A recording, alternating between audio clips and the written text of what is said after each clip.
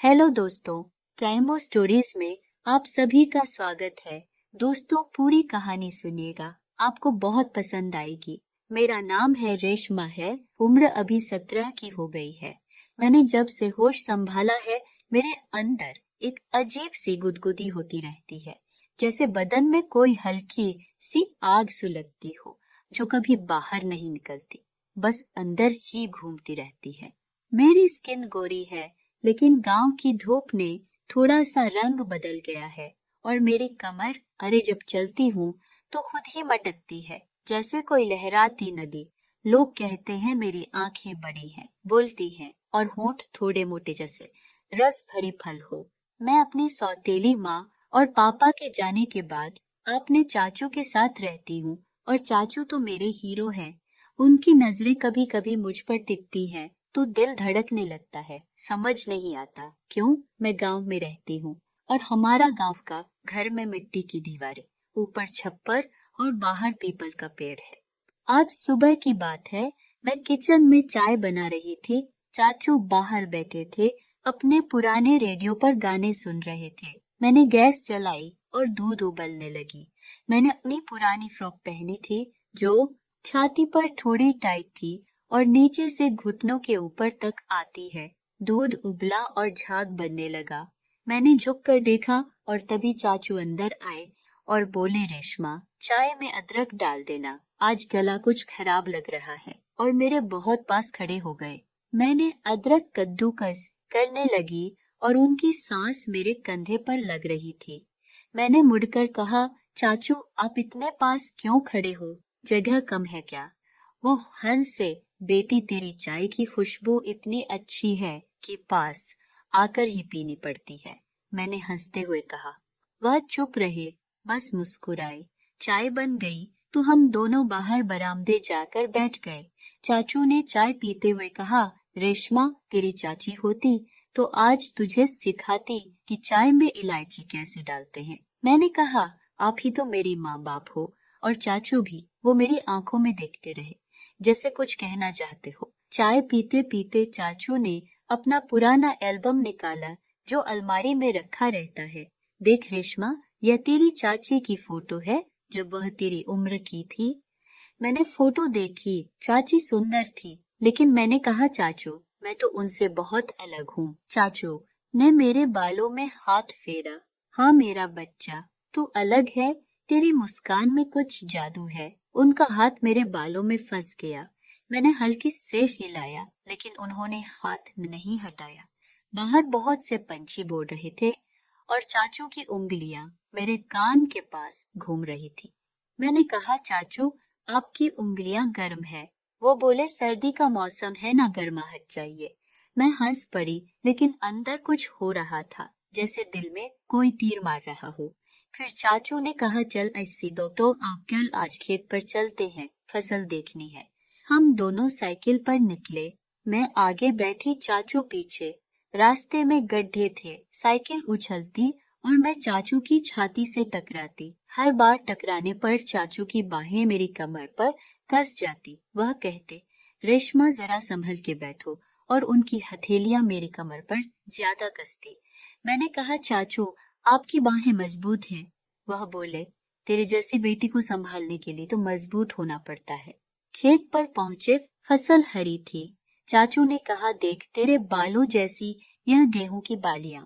मैंने एक बाली तोड़ी, अपने बालों में लगाई। चाचू ने मेरे पास आकर कहा, सही लग रही है, लेकिन तेरे बालों में कुछ और लगेगा। मैंने पूछा, क्या? वो मुस्कुराए और कहा, बाद में बताऊंगा। खेत पर हम घूमते रहे। चाचू ने एक जगह रुककर कहा, रेशमा यहाँ बैठ, थोड़ा आराम कर। हम एक पेड़ के नीचे बैठे। चाचू ने अपनी शर्ट की आस्तीन ऊपर चढ़ाई। उनकी बाजुएं मजबूत थी। मैंने कहा, चाचू आप जिम जाते हो क्या? वो हंसे। नहीं बेटी, खेत का काम ही जिम है। मैंने उनकी बाजू को छुआ, बहुत ही सख्त है। वह बोले, तू भी छू के देख कि मुझ में कितनी ताकत है। मैंने हंसते हुए छुआ, लेकिन उनकी त्वचा गर्म थी। चाचू ने मेरे हाथ को पकड़ लिया। रेशमा, तेरे हाथ रुई जैसे नरम है। हम ऐसे ही बातें करते रहे और सूरज ढलने लगा। वापस आते समय चाचू ने कहा, आज रात खाना मैं बनाऊंगा और आज तो आराम कर। घर पहुंचे और मैं अपने कमरे में गई। कमरा छोटा है, एक खिड़की, बाहर बगीचा। मैंने कपड़े बदले, एक पतली सी सलवार कमीज पहनी जो शरीर से चिपकती है। चाचू किचन में थे, सब्जी काट रहे थे। मैं मदद करने गई और कहा, चाचू मैं काटती हूँ। वो बोले, नहीं तो बैठ। लेकिन मैं उनके पास खड़ी हो गई। चाचू चाकू चला रहे थे और उनकी कोहनी मेरी छाती से छू रही थी। हर बार छूने पर मैं हल्के से सिकुड़ती लेकिन रुकती नहीं। मैंने कहा, चाचू आपकी कोहनी मुझे लग रही है। वो बोले, सॉरी क्या करूं, जगह कम है। मगर वो रुके नहीं, सब्जी काटती। चाचू ने कहा, रेशमा तू दाल चढ़ा दे। मैंने दाल चढ़ाई और चाचू मेरे पीछे खड़े हो गए, जैसे देख रहे हो उनकी सांस मेरी गर्दन पर लग रही थी।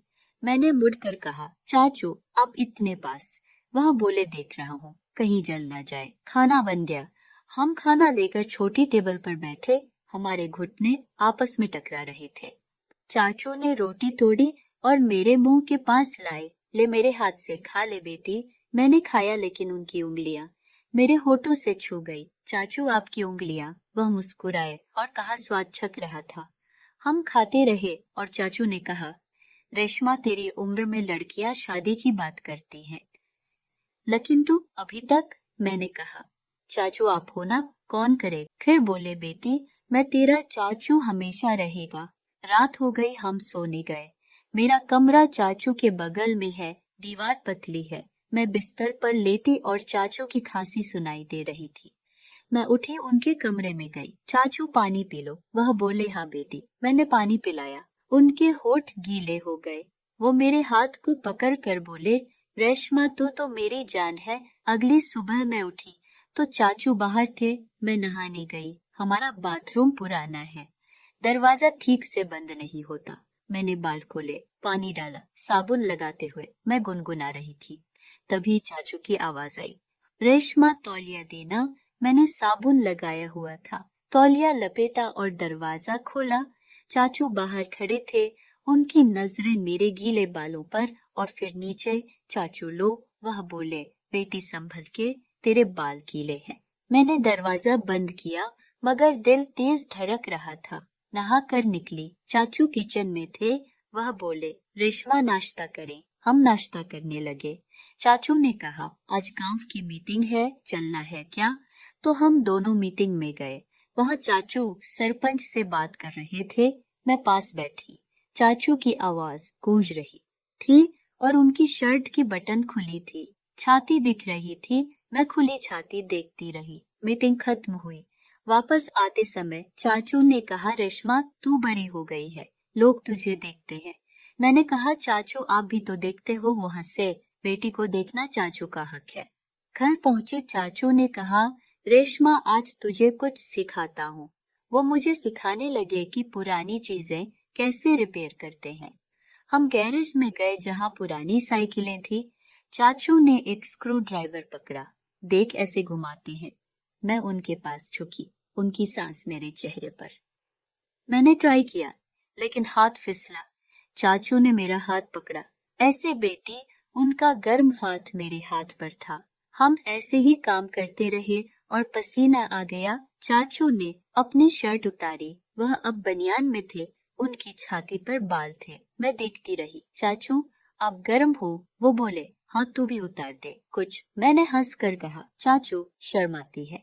वो बोले, चाचू से क्या शर्म। शाम हुई, हम बाहर बैठे। चाचू ने कहा, रेशमा तेरी चाची को मैं ऐसे ही प्यार करता था। मैंने कहा, चाचू अब मुझे करो। वह मेरे पास आए और गले लगाया। उनकी बाहें मजबूत थी। मैं उनकी छाती से चिपकी। चाचू आपकी धड़कन तेज है।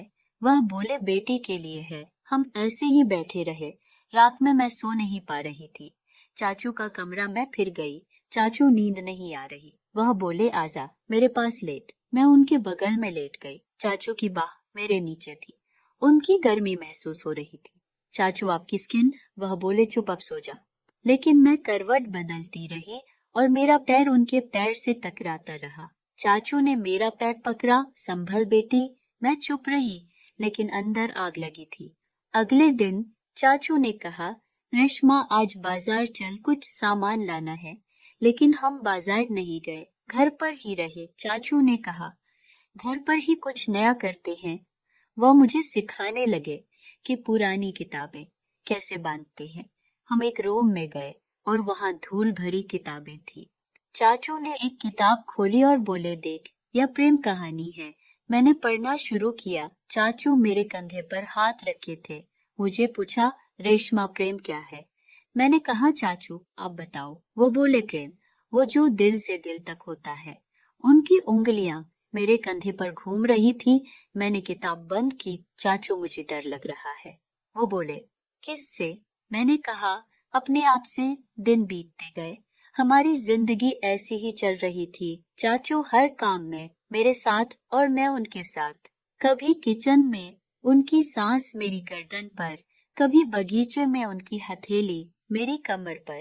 लोग गांव में कहते, देखो चाचा भतीजे कितने करीब हैं, लेकिन अंदर कुछ और था। एक दिन चाचू ने कहा, रेशमा तेरी शादी की बात करनी है। मैं चौंकी। चाचू क्यों? वो बोले, बेटी तू अब बड़ी हो गई है। मैंने कहा, मैं नहीं करूंगी। वो चुप रहे। रात में मैं रोई तब चाचू आए। क्या हुआ? मैंने गले लगाकर कहा, चाचू मुझे छोड़कर मत जाना। वो बोले, कभी नहीं। फिर एक दिन चाचू बीमार पड़ गए। बुखार में मैंने सेवा की, सर पर पट्टी रखी, दवा दी। चाचू कमजोर थे। मैं उनके पास लेटी। रेशमा तो मेरी ताकत है। मैंने कहा, चाचू आप मेरी ताकत हो। चाचू ठीक हुए, लेकिन कुछ बदल गया। चाचू ने कहा, रेशमा मैंने गलती की। मैंने पूछा, क्या? वह बोले, मैंने तुझे गलत नजर से देखा, लेकिन तू बेटी है, सिर्फ बेटी। मैं रो पड़ी। चाचू मैं भी डरती थी, लेकिन आप मेरे चाचू हो। उस दिन के बाद हमारी जिंदगी बदल गई। चाचू ने मुझे आगे की पढ़ाई के लिए कॉलेज भेजा। मैं पढ़ने लगी। चाचू घर संभालते। हम अब दूर थे, लेकिन करीब। थोड़ी सी गुदगुदी अभी भी है, लेकिन अब वो प्यार की गुदगुदी है। ठर्रकी लोग सोचते होंगे कुछ और हुआ होगा, लेकिन सच यह है, प्यार बिना छुए भी होता है। चाचू अब कहते हैं, रेशमा तू मेरी बेटी है। और मैं मुस्कुराती हूँ। कहानी खत्म, लेकिन जिंदगी जारी। दोस्तों, ये थी आज की कहानी। इस कहानी पर आपकी राय है, प्लीज कमेंट में जरूर लिखिए। अगर आपको कहानी पसंद आई हो तो वीडियो को लाइक करें, चैनल को सब्सक्राइब करें। धन्यवाद।